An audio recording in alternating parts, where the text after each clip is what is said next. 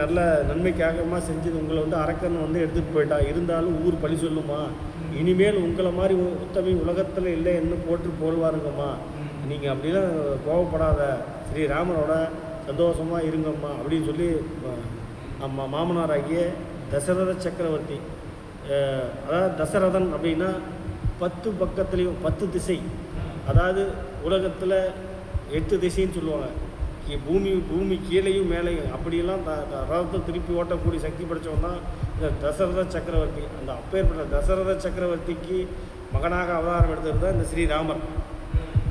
ராமருக்கும் சீதைக்கும் அப்படி சொல்லிட்டு வர்றார். அப்படி சீதைக்கிட்டு சொல்லிட்டு இருக்கும்போது தசரத சக்கரவர்த்தி அப்போ தான் அந்த சீதை அம்மனுக்கு கோபமெல்லாம் தீர்ந்துச்சான்.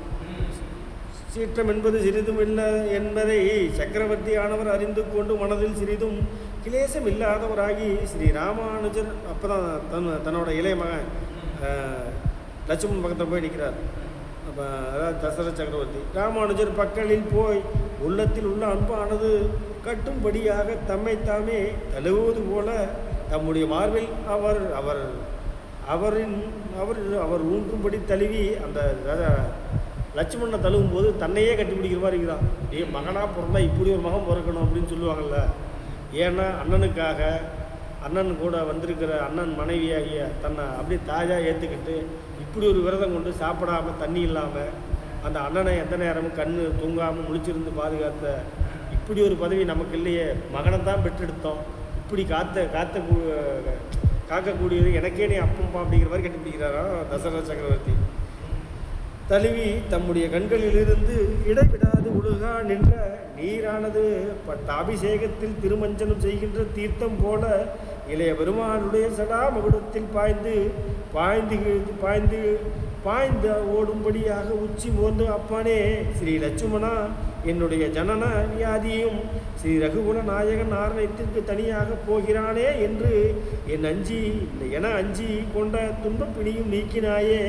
ஓ சுமித்திரா தேவி, இளஞ்சிங்கமே, திரிமூர்த்திகளுடைய லோகவாசிகள் எல்லோரும் நீ இந்திரனுடைய பகைவனாகிய இந்திரஜித்துவை போரில் வென்ற மகா கீர்த்தியை பேசுகிறார்கள். என் ஐயனே, இந்த உலகத்துக்கு நேரிட்ட துக்கமாகிய விரோதத்தை நிவர்த்தி செய்து தருமத்தை நிலைபெறச் செய்தாயே என்று பலவாறு சொல்லினார்.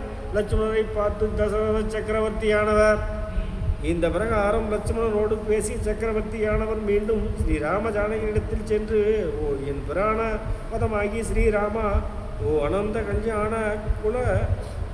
கல்யாண குண நிலையமே, நீ என்னிடத்தில் பெற்று கொள்ளத்தக்க ஒரு வரம் கேட்க கடவா என்றார்.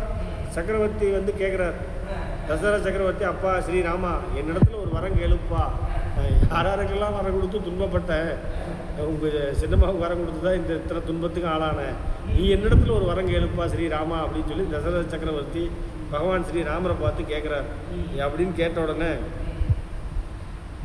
ஸ்ரீராமரானவர் பிதாவை நோக்கி,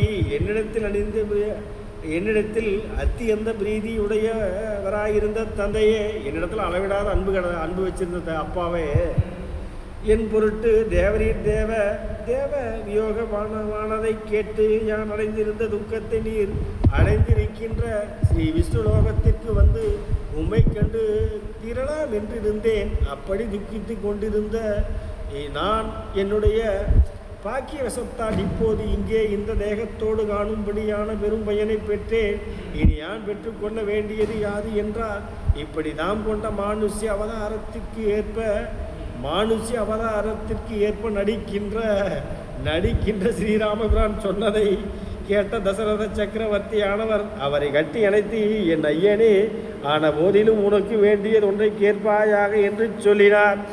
அந்த மனுஷ ரூபம் எடுத்ததுனால, ஏன் சாமி இப்படிலாம் நடிக்கிற, அவர் ராமர் என்ன சொல்கிறாருன்னா, அப்பா நீங்கள் இறந்து போனதை கேள்விப்பட்டேன், துக்கத்தில் இருந்தேன், நானும் இறந்து தான் உங்களை அந்த வைகுண்டத்தில் சந்திக்கணும்னு ஆசையாக இருந்தேன்ப்பா, இப்படி ஒரு புண்ணியம் எனக்கு கிடைக்கவே உங்களை பார்த்ததே பெரிய புண்ணியம்னு சொல்கிறார். இதெல்லாம் இதெல்லாம் இப்படி நடந்துன்னு சொல்கிறாரு. அதுக்கு தான் அவர் சொல்கிறார் தசரத சக்கரவர்த்தி, எதுக்குப்பா இப்படி நடிக்கிற நீ, ஏப்பா எல்லாம் அனைத்தும் தெரிஞ்சு நீயே இப்படி பண்ணலாமா அப்படின்னு சொல்லி சக்கரவர்த்தி இருந்தாலும் உனக்கு வரம் கொடுக்காம விட மாட்டேன் அப்படிங்கிறாரு சக்கரவர்த்தி. அவரை கட்டி அணைத்து, என் ஐயனே, ஆன போதில் உனக்கு வேண்டியது ஒன்றை கேட்பாயாக என்று சொல்லினார். அப்போது ஸ்ரீராமபுத்திரர் அவரை நமஸ்கரித்து, என் பிதாவே, நீர் என்னிடத்தில் வைத்த வாத்சல்ய குண அதிசயத்தால் பொல்லாதவள் என்று வெறுத்து விடப்பட்ட என் தெய்வமும் வெறுத்து விடப்பட்ட என்